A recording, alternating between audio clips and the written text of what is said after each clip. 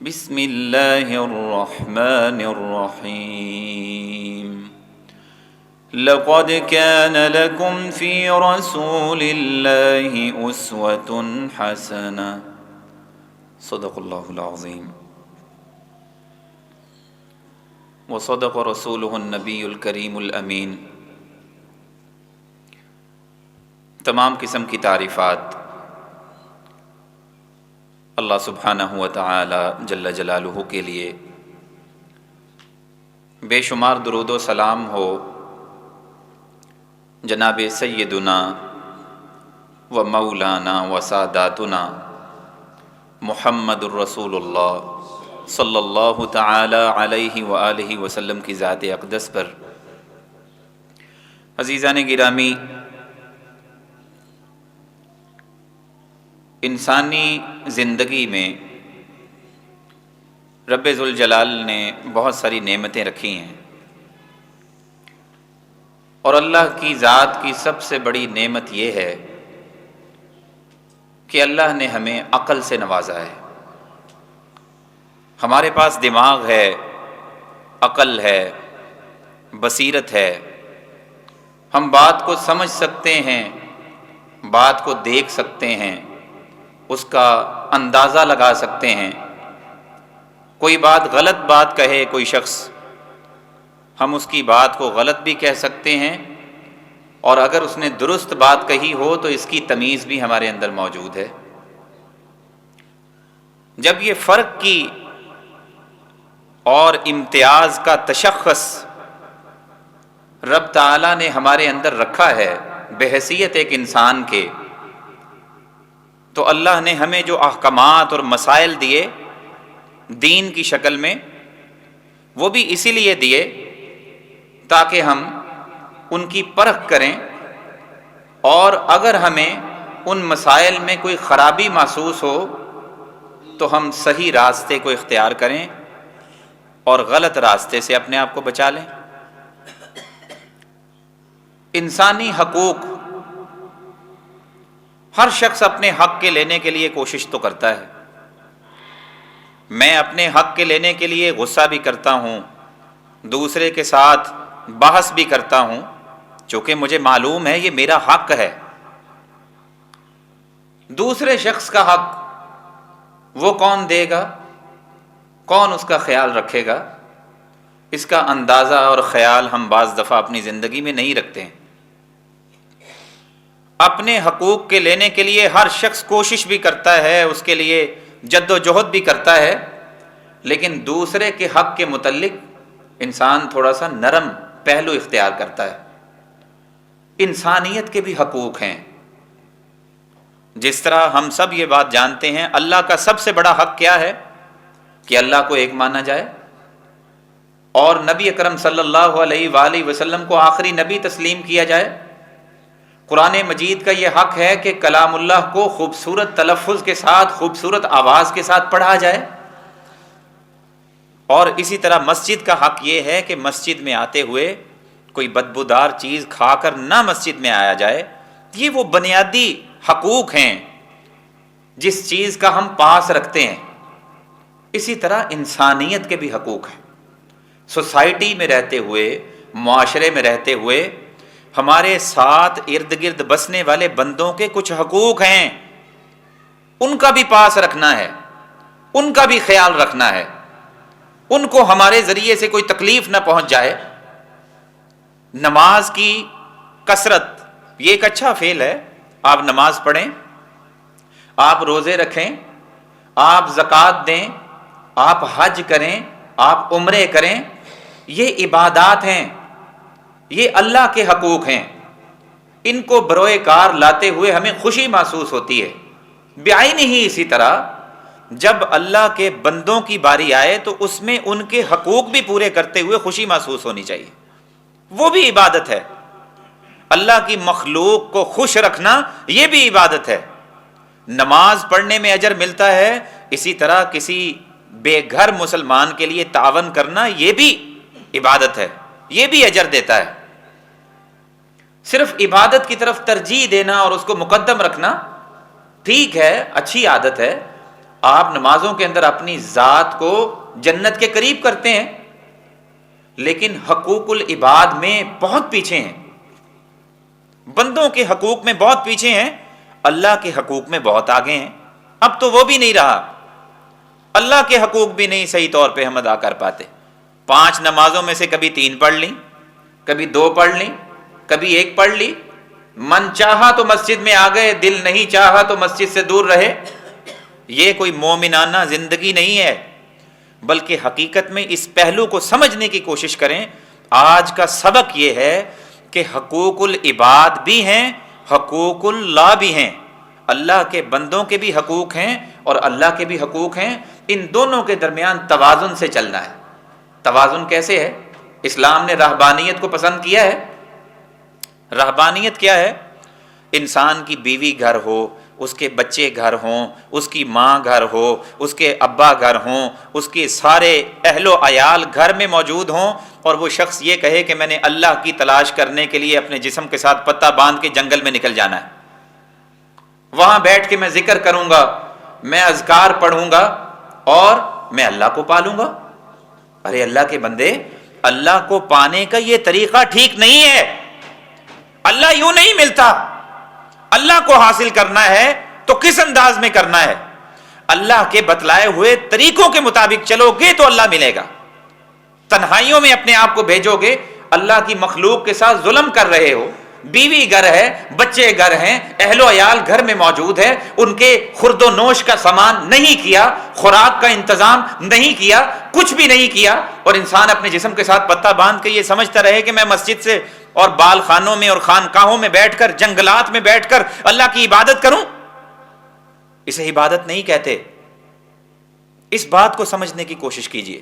اسی لیے قرآن مجید کی آیات میں اللہ رب العزت کیا فرماتے ہیں؟ لا رہبانیت فی الاسلام۔ اگر تم اپنے جسم کو پتہ باندھتے ہو اور پتہ باندھ کے تم جنگل میں جاتے ہو اور یہ سوچتے ہو کہ میں وہاں بیٹھ کر خدا کی یاد میں دن اور رات بتاؤں گا، تو میری مخلوق کے ساتھ تم نے اچھا تعاون کیا؟ ان کو کون پوچھے گا؟ ان کا خیال کون رکھے گا؟ اللہ نے تمہیں ذمہ دار ٹھہرایا، اللہ نے تمہیں ریسپانسبل بنایا، تم اپنی اہل و عیال کی کفالت کرتے، تم نے وہ کفالت نہیں کی، اور یہ سمجھا کہ دین صرف اس چیز کا نام ہے کہ میں جنگل میں نکل جاؤں اور اللہ کی عبادت کروں۔ دنیا سے کٹنے کا نام دین نہیں ہے، بلکہ دنیا کے ساتھ ملنے کا نام دین ہے۔ رسول اللہ صلی اللہ علیہ وآلہ وسلم نے فرمایا، المؤمن القوی خیر من المؤمن الضعیف۔ قوی مومن کون سا ہے؟ جو لوگوں کی جلی کٹی باتیں سن کر بھی ان کے ساتھ رہتا ہے۔ ایک محلے میں رہتے ہوئے 20 لوگ آپ کو برا بلا بھی کہیں، وہاں سے مائیگریشن نہیں کرنی، ہجرت نہیں کرنی، وہاں سے بھاگنا نہیں، بلکہ ان لوگوں کے پاس بیٹھ کر ان سے پوچھنا ہے کہ بھائی مجھے بتا دو میرے اندر کیا کمی ہے، کیا فالٹ ہے، کیا بلنڈر ہے میرے اندر کون سی کوتاہی ہے جس سے آپ سب کے ناک منہ میں دم ہوا ہے میری وجہ سے، میں اپنی غلطیوں کی اصلاح کرنے کے لیے تیار ہوں۔ کبھی کوئی مجرم بھی عدالت میں جا کے اپنے جرم کو تسلیم کرتا ہے؟ کرنا چاہیے۔ اگر آپ واقعی مجرم ہیں تو اپنے جرائم کا ارتکاب کیجیے، اپنے آپ کو چینج کرنے کی کوشش کریں۔ سوسائٹی میں زندگی گزارتے ہوئے کبھی ایسا مت کہیں کہ آپ اپنے آپ کو پرفیکٹ سمجھیں، میں بالکل ٹھیک ہوں، میری عبادات پوری ہیں، اب مجھے کسی سے کوئی غرض نہیں، کسی کا حق چھوٹتا ہے تو چھوٹ جائے، کسی کے ساتھ زیادتی ہوتی ہے تو ہو جائے، کسی کے ساتھ بیرا روی والا رویہ اختیار ہوتا ہے تو ہو جائے۔ اللہ کے بندو، عبادات کا مطلب ہرگز یہ نہیں ہے کہ اللہ کی مخلوق آپ سے تنگ ہو جائے۔ نمازی بندے کی تو خوشبو ہی علیحدہ ہوتی ہے۔ جو 5 وقت کا نمازی ہے اس کی زبان سے کسی کو تکلیف نہیں پہنچتی۔ میں بڑے افسوس سے ایک بات کہوں گا، ایسی شخصیات بھی موجود ہیں، 5 ٹائم کے نمازی ہیں، لیکن زبان بڑی تلخ ہے، زبان بڑی ترش ہے۔ ان کے بچے ان کی ترش زبان سے ڈرتے ہیں، ان کی اولادیں ان سے ڈرتی ہیں۔ زبان کی تلخی، زبان کی ترشی، یہ اللہ کا حق ہے، اور یہ بندوں کا حق ہے کہ آپ اپنی زبان کو دوسرے لوگوں کے لیے میٹھا رکھیں۔ یہ مٹھاس نکالے۔ رسول اکرم صلی اللہ علیہ وآلہ وسلم آپ کے متعلق قرآن پاک کی آیت میں ہے، اے نبی اگر آپ تلخ زبان ہوتے آپ کے قریب ایک بندہ بھی نہ بیٹھتا، سب بھاگ جاتے، اتنی تلخ زبان۔ لیکن رسول اکرم صلی اللہ علیہ وآلہ وسلم کی زبان بڑی میٹھی تھی، آپ اپنے سینئر کے لیے کرسی چھوڑنا جانتے تھے، آپ نے بڑوں کو عزت دی، آپ نے چھوٹوں پہ شفقت کی، سوسائٹی کے لوگ آپ سے خوش تھے، کسی بندے کو آپ سے شکوہ نہیں تھا۔ اس لیے اپنی زندگیوں کو تبدیل کرنے کی کوشش کریں۔ یہ صرف عبادت میں اپنے آپ کو تیز رکھنا یہ کوئی بہت بڑا مارکا نہیں ہے۔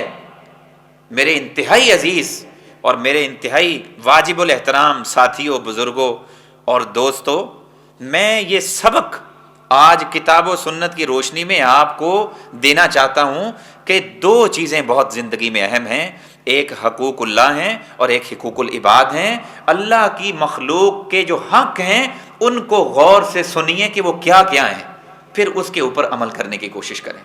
سب سے پہلا حق، رشتہ داروں میں سب سے مقدم حق کس کا ہے؟ ماں باپ کا حق ہے۔ قرآن حکیم میں اللہ سبحانہ و تعالیٰ کیا فرماتے ہیں؟ وَقَضَىٰ رَبُّكَ أَلَّا تَعْبُدُوا إِلَّا إِيَّاهُ وَبِالْوَالِدَيْنِ إِحْسَانًا۔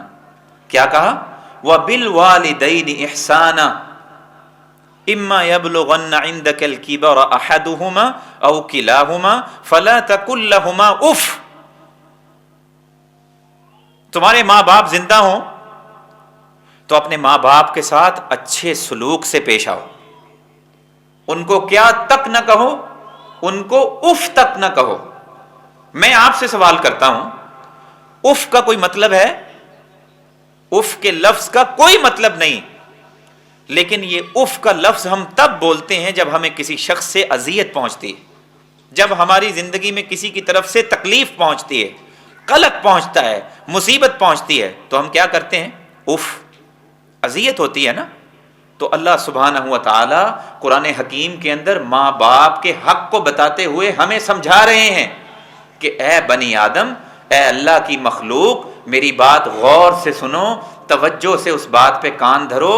تمہارے جو ماں باپ ہیں، ایک ماں جس نے تمہیں جنم دیا اور باپ وہ کہ جس کے ذریعے سے تمہارا نسب چلے گا، لوگ تمہیں آواز دیں گے تمہارے باپ کے نام کی وجہ سے۔ یہ دو شخصیات اور یہ وہ دو پرسنالٹیز ہیں، ان کا ادب بہت کرو، ان کو اذیت نہ دو، ان کو دکھ نہ دو، ان کو تکلیف نہ دو، ان کو خوش رکھو اور ان کی ضروریات زندگی کو بھرپور انداز میں پورا کرنے کی کوشش کرو۔ جو تمہارے ماں باپ ہیں، دنیا کے تمام رشتے، میں وضو کی حالت میں ہوں، اللہ کے گھر میں کھڑا ہوں، میں نے شریعت کو جتنا طالب علمی کے دور میں اور جتنا مختصراً دیکھا، میرے پاس کوئی زیادہ تجربات نہیں، لیکن میں یہ بات پورے چیلنج اور حقیقت سے کہتا ہوں کہ قرآن و سنت کے اندر ماں باپ کے رشتے کے برابر اور مخلوق خدا میں سے کسی کا رشتہ نہیں۔ انسان کے نسبی رشتوں میں سے، خونی رشتوں میں سے سب سے زیادہ مقدم ترین رشتہ ماں باپ کا ہے۔ ان کو اف نہیں کہنا، لیکن یہ میرے کان سنتے ہیں، میری آنکھیں دیکھتی ہیں، ایسے ایسے بچے ہیں اپنی ماں باپ کے سامنے کھڑے ہوتے ہیں اور ان کو یہ بات کہتے ہیں کہ آپ کو ہمارے ذاتی معاملات میں مداخلت کی کوئی اجازت نہیں۔ اللہ کے بندو، بچوں کو جنم دیا انہوں نے، تمہیں جنم دیا، ماں کی خون کی بوٹیاں 9 مہینے تک اس کے پیٹ اور اس کے بطن میں جڑتی رہیں، اس کے بعد تمہاری تشکیل ہوئی، تم اس کائنات میں آئے، تم اللہ کے بندے بن کے اس دنیا اور سطح کرۂ ارض کے اوپر پیدل چلتے ہو۔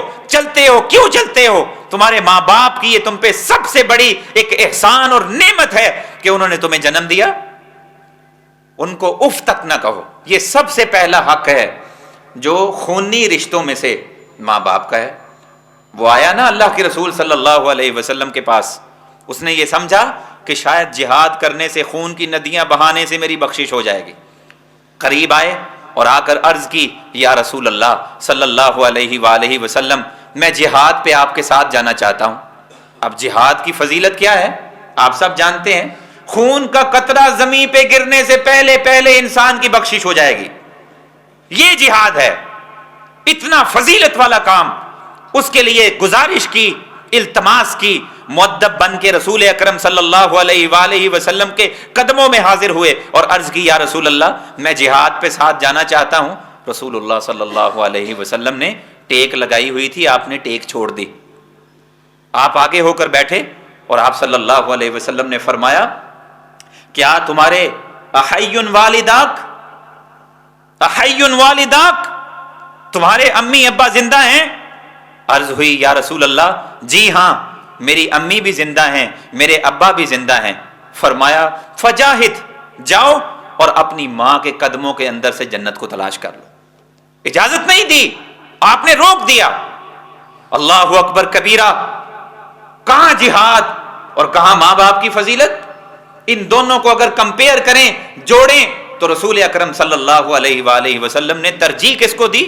آپ نے یہ فرمایا کہ جہاد کے سفر پر ابھی تمہارے جانے کی ضرورت نہیں ہے، تمہیں ضرورت اس بات کی ہے کہ تم اپنے ماں باپ کے قدموں میں چلے جاؤ اور ان کی خدمت کرو، ان کی عزت کرو اور ان کی ضروریات زندگی کو بروئے کار لاؤ اور درست انداز میں ان کو خوش رکھو، وہیں تمہیں تمہاری جنت مل جائے گی۔ عزیزان گرامی، میں سچی بات بتاؤں، شادی کی زندگی کے بعد بہت سارے بچے بگڑ جاتے ہیں۔ میں پیشگی معذرت چاہتا ہوں، نکاح کے بعد وہ ترجیح نہیں دے پاتے کہ بیوی کا حق کیا ہے، ماں باپ کا حق کیا ہے۔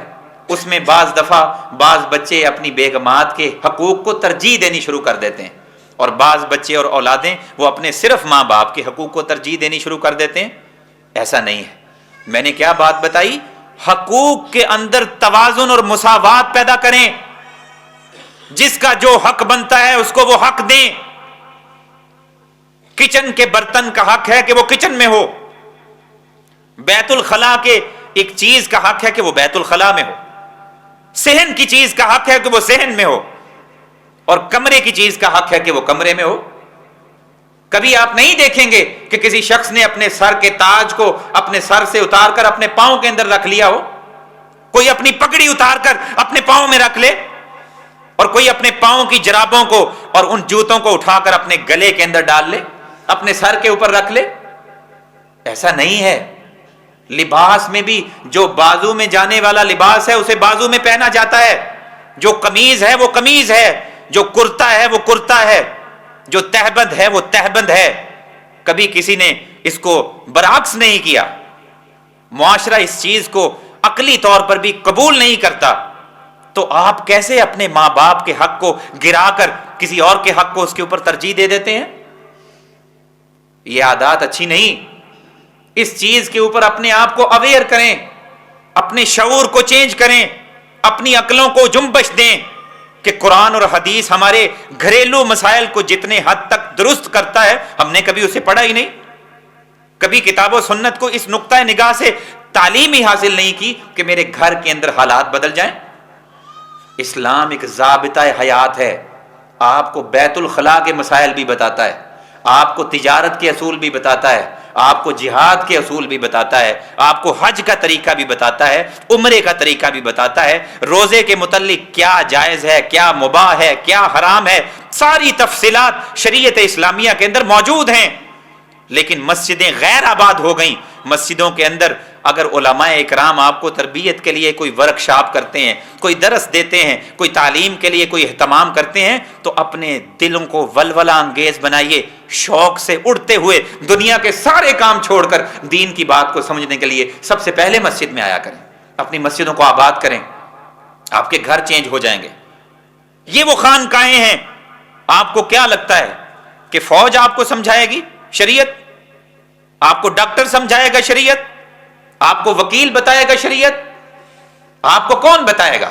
آپ کو یہ تمام شریعت کے احکامات و مسائل اگر کسی سے مل سکتے ہیں اور بے لوث مل سکتے ہیں، بغیر پیسوں کے مل سکتے ہیں، مفت میں مل سکتے ہیں، اور خوبصورت انداز میں مل سکتے ہیں، با ادب انداز میں مل سکتے ہیں، تو وہ اس منبر اور ان خانقاہوں کے اندر رہنے والے مدرسین اور اساتذہ اور آپ کے امام اور آپ کے خطیبوں سے اور آپ کے مدرسین سے مل سکتے ہیں۔ ان علماء کی قدر کرنا سیکھیں، ان کو اپنے گھروں میں بلائیں، ان کے ساتھ روابط بنائیے، ان سے دین سیکھیں۔ زندگی کا کچھ علم نہیں، شاید ابھی کھڑے کھڑے پل میں، لمحے میں میرے سانس رک جائیں، کچھ علم نہیں. وما تدری نفس بأی ارض تموت، کوئی نہیں جانتا کس پل میں اس کی جان نکل جائے. خدا کی قسم یہ دن بڑے سخت ہیں، یہ بڑے ترش ہیں. اللہ کے دین کو سیکھنے کے لیے، اس کی تعلیم کے لیے کوشش کریں. ایک ایک لمحہ جو دین کی تعلیم میں گزر جائے وہ پل سے نہیں بلکہ وہ افضلیت سے بھی افضل ترین ہے. اپنی زندگیوں کے اندر خوشگواری لا سکتے ہیں، آپ اپنے گھروں کو بدل سکتے ہیں، آپ حرام سے بچ سکتے ہیں، آپ کی تجارت کے اندر برکت آ سکتی ہے، آپ کے کاروبار، آپ کے بزنس، آپ کے ٹریڈنگ، آپ کے ہر چیز میں عافیت، سکون، اطمینان، راحت کس چیز سے مل سکتی ہے؟ اسلام سے مل سکتی ہے، دین کی باتوں سے مل سکتی ہے. لیکن شرط یہ ہے کہ آپ سیکھنے والے بنے. کوئی قابل ہو تو ہم شانے کہیں دیتے ہیں، ڈھونڈنے والوں کو دنیابی نہیں دیتے ہیں. کوئی قابل تو ہو، کسی کے اندر طلب تو ہو، پھر آئے اہل علم کے پاس دین سیکھنے کے لیے. تو دوسرا حق کیا ہے؟ انسان کو چاہیے کہ وہ اپنے رشتہ داروں کے ساتھ رشتہ داری جوڑے. سب سے پہلا حق کیا تھا؟ ماں باپ کے تمام حقوق، ان کی عزت بھی کرنی ہے اور ان کی خدمت بھی کرنی ہے، اور اپنی طرف سے نہ زبان، نہ ہاتھ، نہ کسی عضو سے ماں باپ کو اذیت نہیں دینی. اور جب ماں باپ سے کوئی غلطی ہو جائے ان کی غلطی کو اچھالنا نہیں. جب بزرگ ہو جاتے ہیں، بوڑھے ہو جاتے ہیں، قرآن پاک کہتا ہے ان میں بچوں جیسی عادتیں آ جاتی ہیں، وہ ضد بھی کرتے ہیں، وہ تلخ بھی بات کرتے ہیں. اس وقت آپ کے جسم جوان ہو چکے ہیں. اپنے ماں باپ کی غلطیوں سے درگزر کرنا سیکھیں. جب آپ پیشاب کر دیتے تھے بچپن میں تو آپ کے گیلے بستر پر آپ کے والدین سویا کرتے تھے. آپ چیختے تھے، آپ ضد کرتے تھے، چلاتے تھے، آپ کے ماں باپ آپ کا خیال کرتے تھے، کبھی انہوں نے آپ کو ڈانٹا نہیں تھا. اب وہ بچے بن گئے. قرآن حکیم کہتا ہے اللہ الذی خلقکم من ضعف ثم جعل من بعد ضعف قوة. پہلے انسان تندرست تھا، تگڑا تھا، پھر اس کے بعد اس کے جسم میں کمزوری آنی شروع ہو گئی، اور جب انسان بڑھاپے میں جاتا ہے تو اس کے مزاج کے اندر ضد آ جاتی ہے. ان کی غلطیوں سے درگزر کریں. اور جب خاص طور پر آپ شادی شدہ ہو جائیں تو اپنے سسرالی رشتہ داروں کے سامنے، اپنی اہلیہ کے سامنے کبھی اپنے ماں باپ کی کمر زمین پہ نہ لگنے دیں. قرآن کہتا ہے فَلَا تَقُلْ لَهُمَا اُفْ. دوسرا حق کیا ہے؟ رشتہ داروں کے ساتھ رشتہ داری ملانی. رشتہ داروں کے ساتھ رشتہ داری ملانی.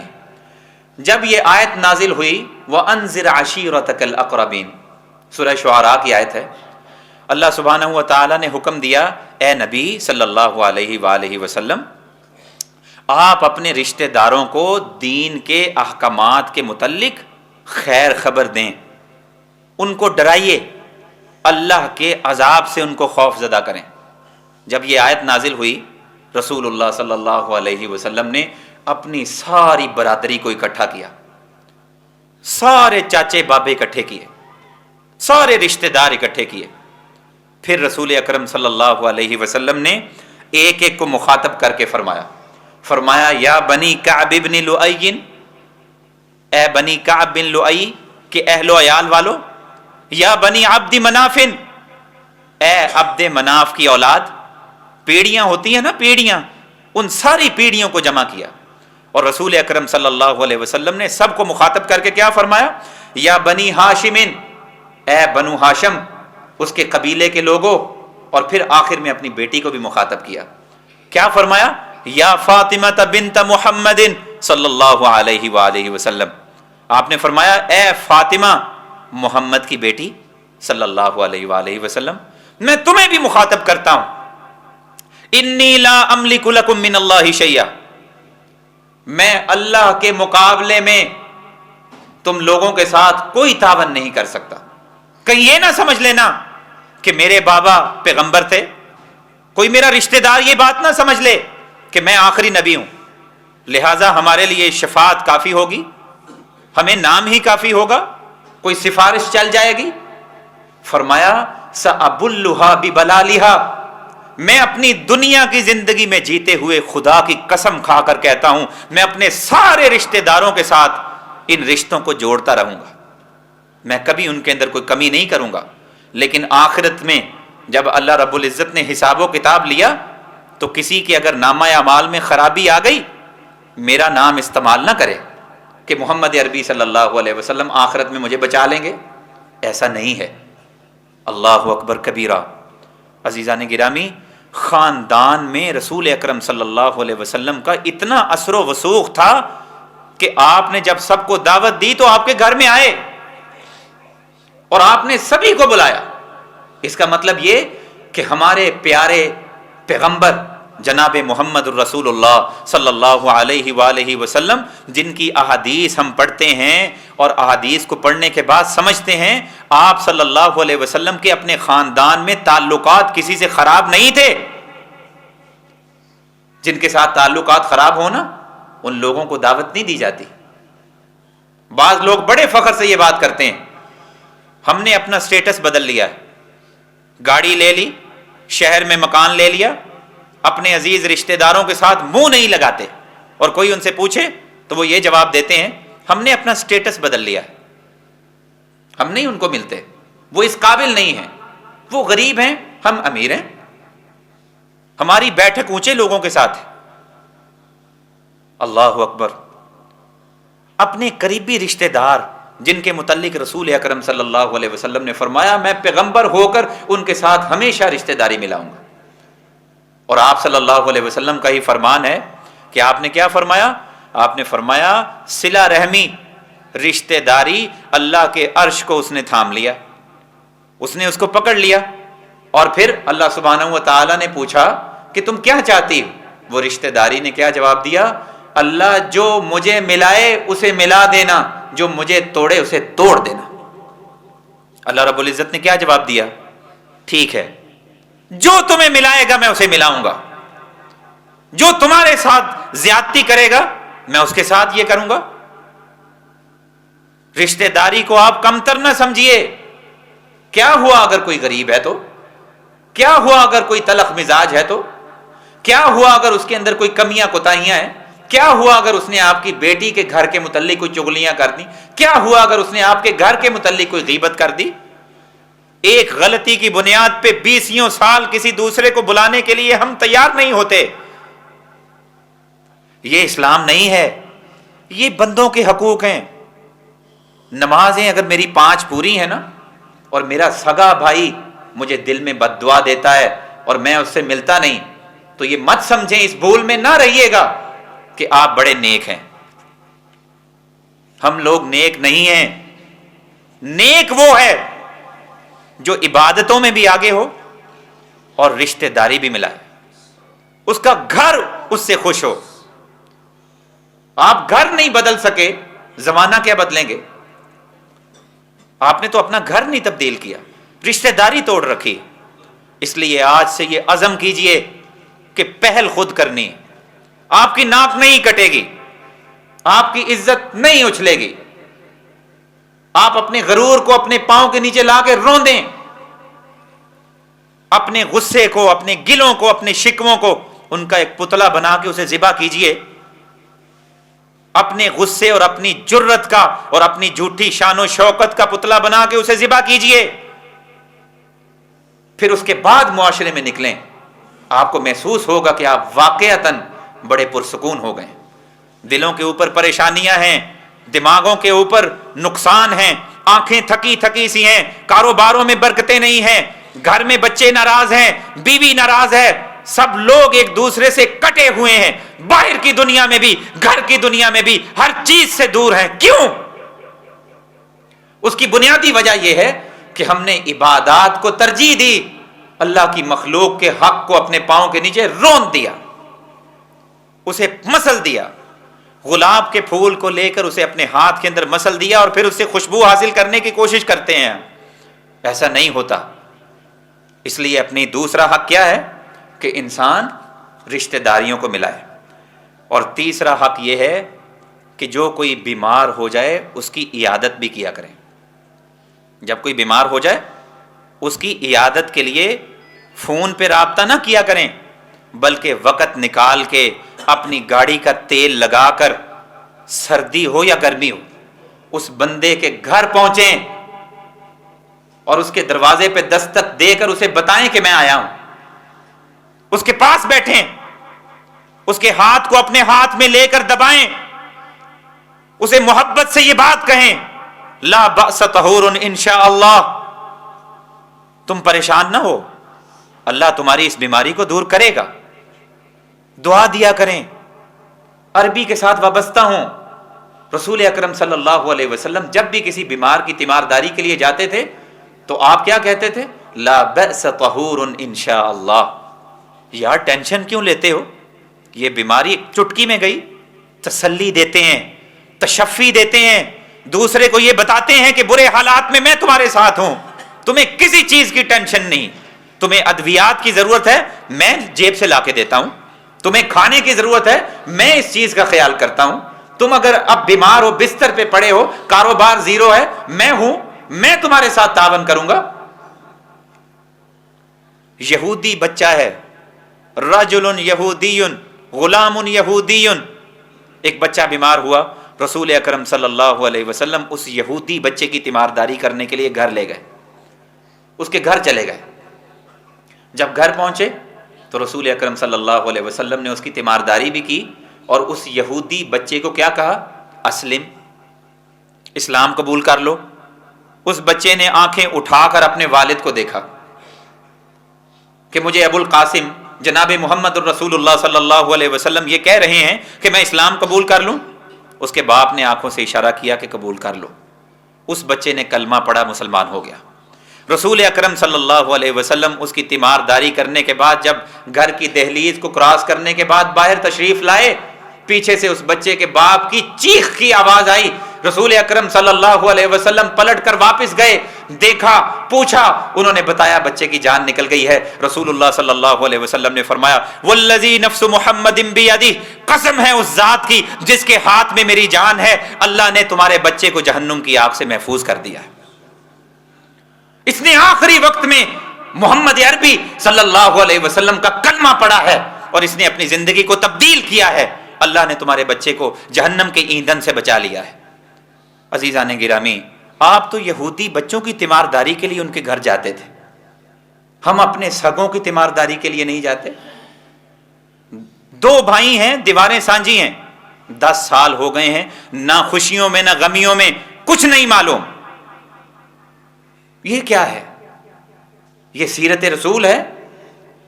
یہ محب رسول ہونے کا دعویٰ ٹھیک ہے؟ یہ رسول اکرم صلی اللہ علیہ وسلم کی تعلیمات پہ عمل کرنے کا یہ صلہ ہے؟ ابو طالب آپ کے چچا تھے نا، آپ صلی اللہ علیہ وسلم تیمارداری کے لیے ان کے گھر بھی گئے اور ان کو بھی کیا کہا؟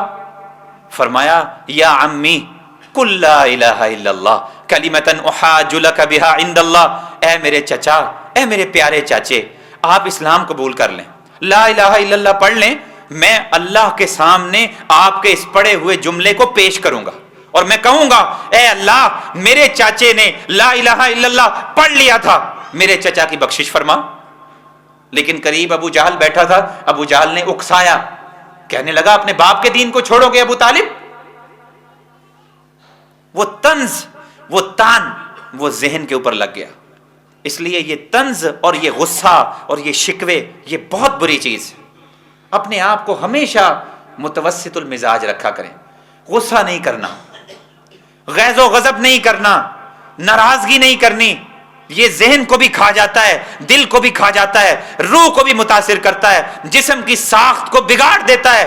غصے سے دور ہو جائیں، غصے سے دور ہو جائیں، نفرتوں سے دور ہو جائیں اور ایک دوسرے کے خلاف سازشوں سے دور ہو جائیں، قلق سے، مصیبتوں سے آپ محفوظ ہو جائیں گے، آپ کی پریشانیاں دور ہو جائیں گے۔ وہ تان کیا، ابو طالب نے کیا کہا میں محمد عربی صلی اللہ علیہ وسلم کے دین کو قبول نہیں کروں گا۔ اسی وقت یہ بات کہی، روح پرواز کر گئی، جان نکل گئی۔ رسول اکرم صلی اللہ علیہ وآلہ وسلم قریب بیٹھے تھے، آپ کھڑے ہوئے، آپ نے کھڑے ہو کر فرمایا اللہ کی قسم میں تب تک اس اپنے چچے کے لیے بخشش کی دعا کرتا رہوں گا ما لم انہا عنی، جب تک کہ اللہ مجھے اجازت سے منع نہ کر دے۔ جب اللہ رب العزت مجھے منع کر دیں گے پھر میں اس کے لیے بخشش کی دعا چھوڑ دوں گا۔ اسی وقت قرآن پاک کی آیات نازل ہو گئیں، ما کان للنبی والذین آمنوا ان یستغفروا للمشرکین ولو کانوا اولی قربا۔ वलौ कानू उली कुर्बा, किसी नबी के लिए यह जायज नहीं है कि वो किसी मुशरक के हक में बख्शिश की दुआ करे। ए नबी, आपने मुझे यही कहा ना कि मैं तब तक बख्शिश की दुआ अबू तालिब के लिए करता रहूंगा जब तक मुझे रोक ना दिया जाए। मैं अल्लाह रब्बुल इज्जत होकर जबरील अमीन को यह पैगाम देकर भेज रहा हूं कि आप इसके लिए बख्शिश की दुआ ना करें। आपने उसे कहा, उसने आपकी बात नहीं मानी, लिहाजा अब इसके बाद आप उसके लिए बख्शिश की दुआ हरगिज ना कीजिएगा। आप वहां गए, आपने जाकर तबलीग की, आप नाराज नहीं थे, आप रिश्तेदारियां नहीं तोड़ते थे, आप तीमारदारियां करते थे, आप बड़ों की इज्जत करते थे। आप तो अपनों की भी तीमारदारी के लिए गए, बेगानों की भी तीमारदारी के लिए गए। आज उम्मत इस्लामिया में से तीमारदारी का तसव्वुर और कॉन्सेप्ट सिरे से खत्म हो रहा है। कोई बीमार हो जाए, हम ये सोचते हैं मैं वहां जाऊंगा तो मुझे क्या मिलेगा, मैं वहां जाऊंगा तो मुझे क्या मिलेगा। बंदा किसी खुशी के मौके पे जाए, कुछ खाए, कुछ पिए, कोई मजाक करे, कोई इस्तेहजा करे, खुशी और लज्जत महसूस करे, वो बीमार है, उसके पास क्या मिलेगा। अल्लाह अकबर। ऐसा रवैया एक मोमिन का रवैया नहीं होता है, बल्कि इंसान को चाहिए वो अपनी जिंदगी के अंदर इन रवैयों को तब्दील करे। और आखिरी चीज ये है कि इंसान अपनी जिंदगी के अंदर एक और इंसानी हक को शामिल कर ले। वो क्या है? ताज़ियत। ताज़ियत क्या होती है?